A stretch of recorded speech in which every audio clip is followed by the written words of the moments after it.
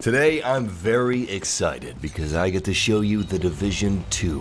While I was at E3, Ubisoft invited me to play The Division 2, and I did, and it was a hell of a lot of fun. I learned a lot. So not only am I going to be showing you the gameplay, but I'm also going to be telling you a lot about The Division 2 itself. Now, since the sound design is so incredible, I will be giving you some no commentary gameplay towards the end of this video, but there's a lot that's changed from The Division 1, and there's a lot of new mechanics and new features that I'm really excited to talk about. And whether you're a new player to the series or a returning veteran, I think we can all agree The Division 2 is sounding pretty good. Anyway, I've tried to gather as much information as I possibly could, but it's really concise, so I'm going to quickly go over just about everything that we know about The Division 2, just about everything that the developers would actually tell me about the game. We'll start with the two most important questions. Yes, you can still close car doors. And no, we don't know what happened to Faye's leg. The first thing I want to talk about is the world. It's supposed to be unlike anything before it. The Division 2 is set in Washington, D.C., and it's a 1:1 representation of the real city. So it's supposed to be an exceedingly authentic map. Unlike the first game, The Division 2 is supposed to have incredibly varied environments to play within. They're talking landmarks, natural landscapes, neighborhoods, enemy hideouts.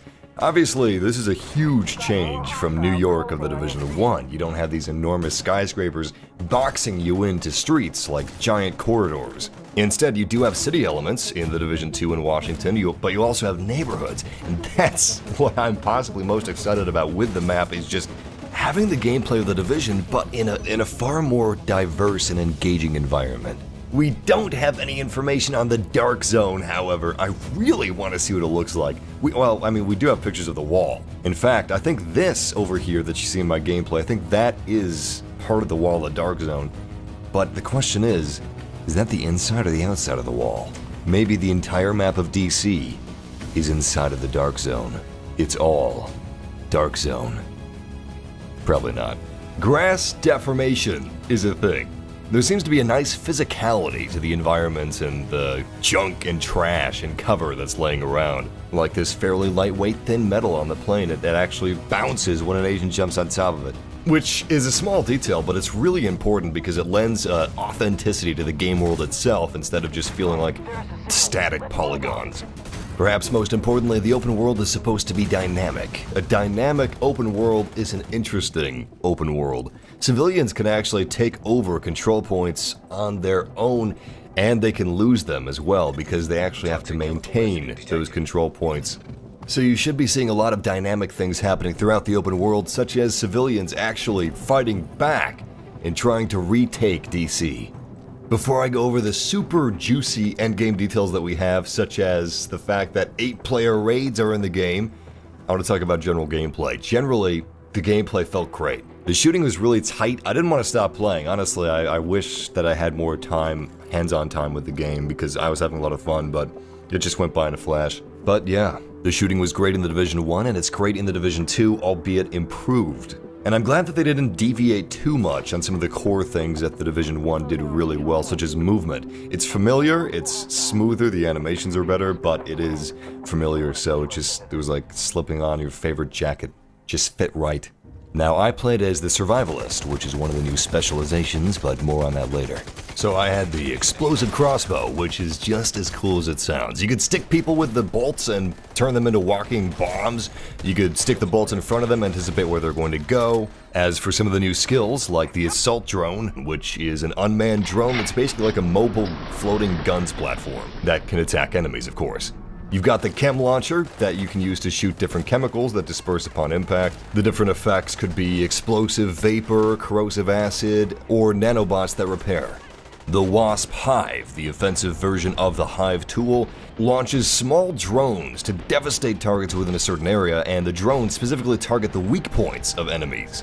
So if you're dealing with a heavy that has multiple layers of armor, that's going to come in handy. The Seeker Mine locks onto the closest enemy target in range and rolls along the ground in their direction, and it detonates when it gets close. Obviously, those are just a few of the skills that'll be in the final game. Weapon information and comparison is greatly expanded compared to The Division 1. There will be new co-op activities in the game, clans will be a thing. There's a base of operations in the game, of course. Isaac is back and he's still voiced by Brandon Keener. Agents have an armor bar. The armor bar first has to be depleted until you take health damage. Enemies are more layered than ever before with a larger emphasis on weak points, not only allowing you to deal a lot of damage, but also break through their armor.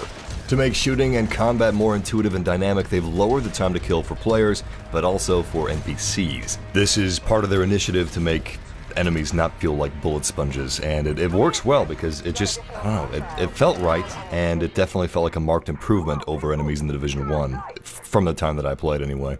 In addition, NPCs have better reactions, better animations, and weak points that reward precise shooting.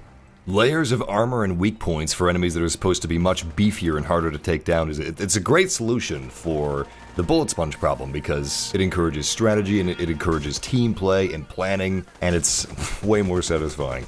When I was speaking with a developer about the combat, he said that bullets can actually potentially pass through multiple enemies, depending on circumstance, of course. Sometimes bullets even have the potential to pass through an enemy and hit a weak point, which is pretty cool. And it seems like some of the weapons, especially some of the weapons that the enemies have, are kind of unique, like the foam gun. The foam gun launches foam at an agent's legs and cements them in place, and their teammates have to shoot their legs to get them free because they have to shoot the foam away. It's very aggravating, but in a good way. The Division 2 is supposed to have best in its class, best in its genre, endgame. The developers took an endgame first approach to development of the Division 2. Once you complete the campaign of the Division 2, that's when you can start going into intense PvP and PvE engagements. That's when you can start to truly hone your character's skills into exactly what you want their playstyle to be. Basically, after you complete the main campaign, you won't be endlessly retreading what you've already played. Expect a lot of unique twists and surprises in the endgame. We also get a bunch of brand new progression systems, new challenges, and for the first time, raids. 8-player raids are coming to the Division 2, which is going to make a lot of people very, very happy. Quests and activities are supposed to be diverse, but also fresh and unique, especially compared to what you've played up until that point, throughout your time with the main campaign. Which all sounds pretty good. But the Division 2 isn't supposed to stop at the end game either. The Division 2 is supposed to be an ever-expanding game with a wealth of post-launch content. And that's exactly what a game like this needs to be. If I and a bunch of my friends buy the Division 2, we want to know that we're going to be getting that support for what, in my view, is basically an MMO-esque shooter. So far, they've announced a full year of free additional story-driven missions, map expansions, that's great, I love that, and new gameplay modes. The Division 2's map is supposed to be around 20% larger than the Division 1. But in the Division 2, you don't have a city full of enormous skyscrapers taking up a whole lot of space that you can't really enter. So not only should the locations within the Division 2's map be more diverse than the first, but it should also be more dense. Another part of the endgame are specializations. After you complete the main campaign, you get to choose a new specialization, such as Sharpshooter, Demolitionist, and Survivalist. Each specialization opens up new skills, mods, unique talents, and that's all tied up with a new progression system. They seem to have gone a long way to add a lot of custom abilities so you can maximize your agent's efficiency in whatever you choose their role to be. Specializations also have access to signature weapons, which are tied to that specialization.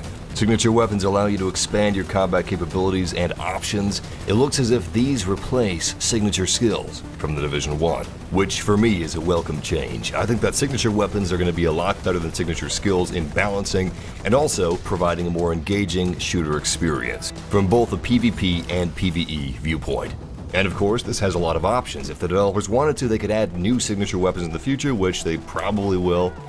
Now, as far as ammo goes, you have to find that ammo on the field. I'm not sure about the drop rates or the statistics of that, but in the demo that I played, I'm a very conservative person when it comes to ammunition, especially special ammo, and I did run out a few times, but it didn't feel like it was exceedingly rare either. In addition to the full year of free story missions, map expansions, new game features, and new game modes that I've already discussed, the Division 2 is also getting new add-on episodes every 3 months that build onto the story and content, and these drive into various biomes of the DC map that include commercial areas, the suburbs of Georgetown, historic sites, disrupted nature zones. Each episode is supposed to have 4 pillars. Each episode will have story, map expansions, new areas to explore, new activities and things to do, and new gameplay features. Currently, that's just about all the details that we have on post-launch content. Anyway, that's just about all the information we have on The Division 2, and I'm going to leave you guys with some no-commentary gameplay so you can really appreciate the sound design and just fully absorb what you're seeing without me having to talk over you in your ear. But before that, I just want to say, if you haven't played The Division 1, you may not at first glance realize what makes The Division special, but it really is an incredible multiplayer and even solo experience shooter. With The Division 1, the developers did an incredible job improving the quality of life, balancing mechanics, refining gameplay, and just generally patching and updating the game and expanding it with content. They did such an incredible job that alone is one of the major reasons why I am so excited for The Division 2. If they could just keep that up, it's possible that it's going to be the best looter-shooter game out there. Anyway, thank you for watching, and if you enjoyed, like and subscribe for more content like this. But until next time, transmissions jammed, proximity coverage only.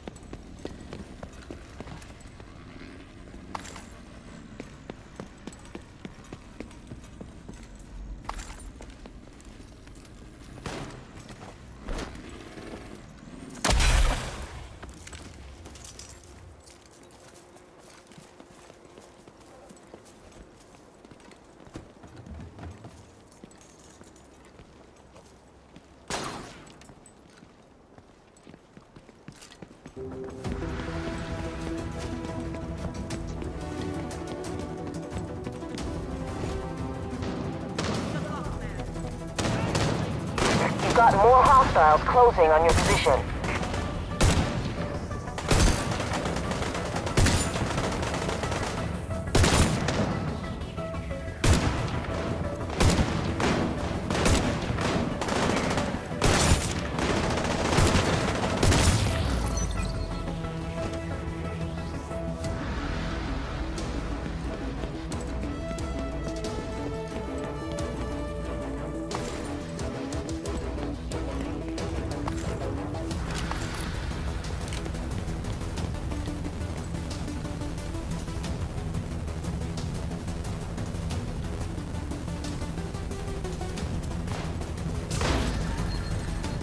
You're closing on the control point. I'm seeing multiple hostiles. Pick your spot and plan. You don't want to just rush into this.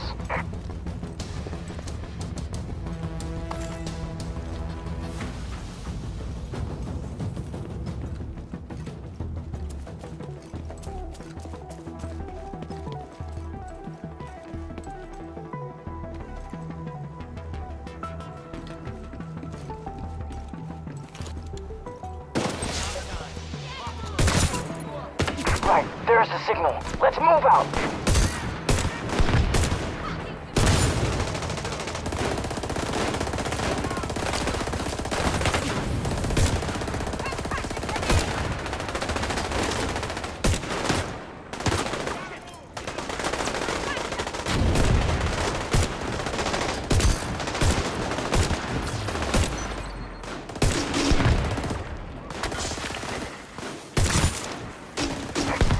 Reinforcements coming your way.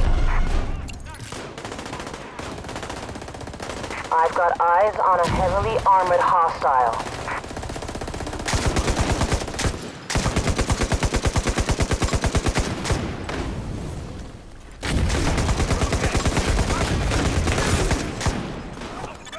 Vitals at critical levels.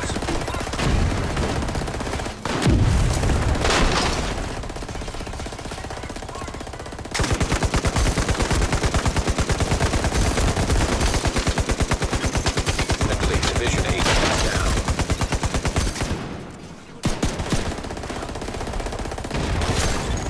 Vitals are at dangerous levels. Come in, Dick! You've got additional hostiles inbound on your position. Come on, people! Secure the site!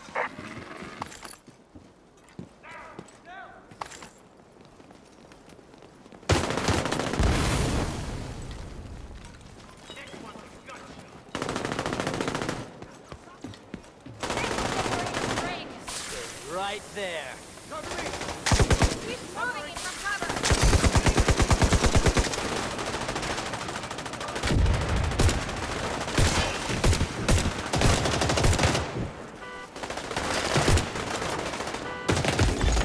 Vitals at critical levels.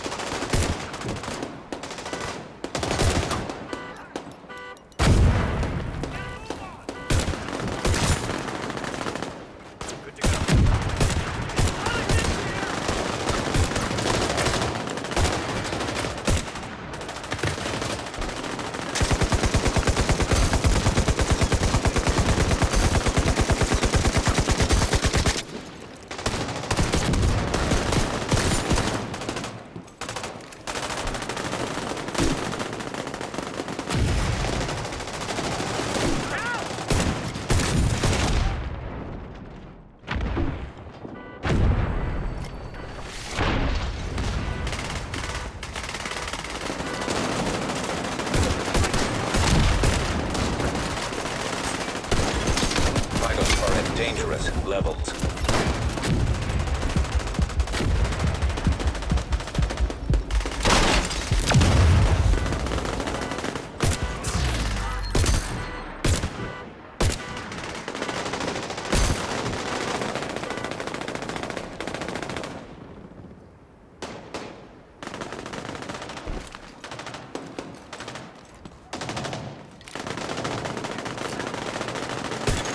Friendly division agent is down.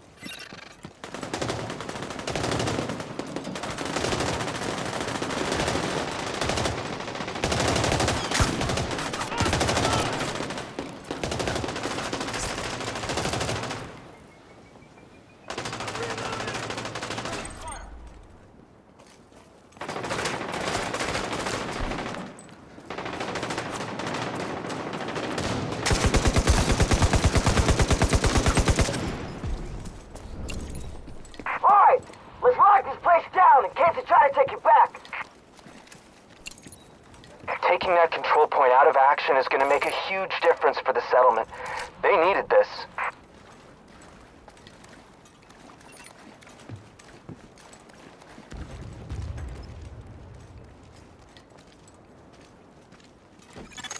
Toxic chemical residue detected.